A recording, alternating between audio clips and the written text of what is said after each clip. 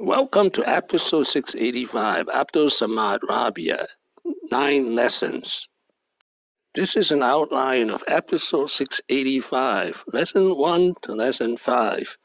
This is an outline of episode 685, lesson 6 to lesson 9.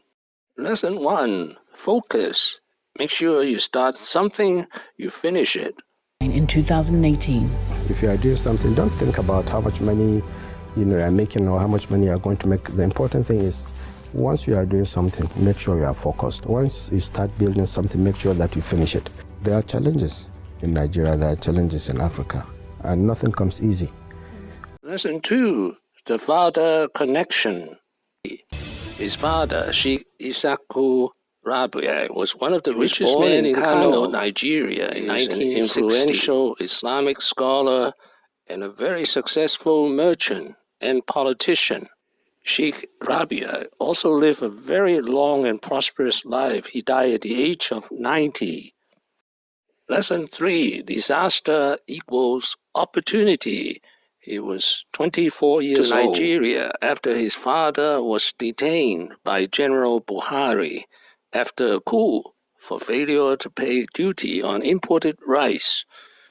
In the absence of his father, Abdulsamad Rabiu led his family business through very tough times. General Muhammad Buhari was head of state in Nigeria from 1983 to 1985.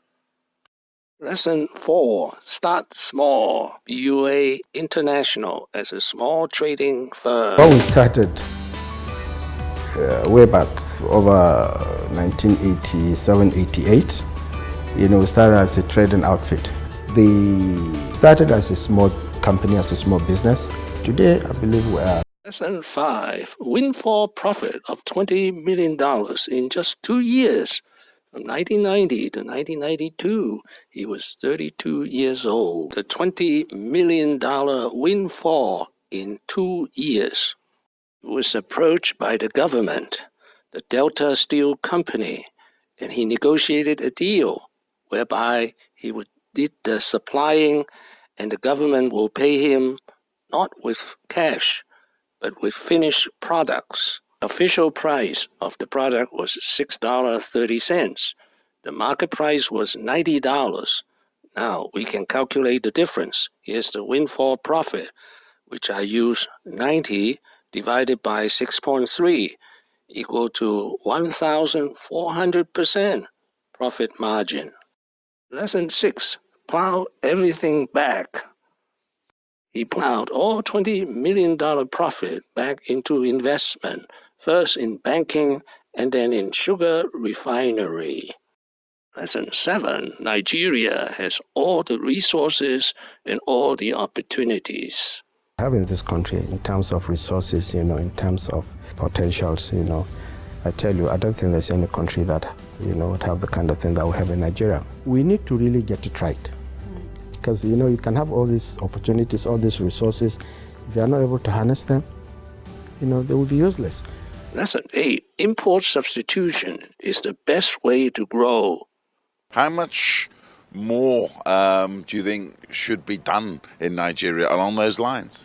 A lot more, because as I keep saying, with the resources that we have in Nigeria, to be honest, we need to do more. And I want a situation where we only export what we have. We want to have a situation where we process everything that we have.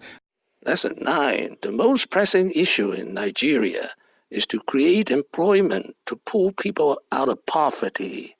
What would you do about it as a businessman in Africa? Well, I think, the most important thing is for us to try as much as possible to create employment. We really need to do that, because if you look at countries like China has done it.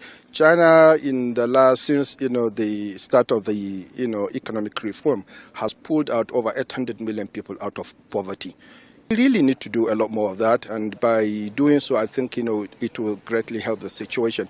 Thank you for watching. Please subscribe and leave your questions and comments below. Wishing everyone peace and prosperity.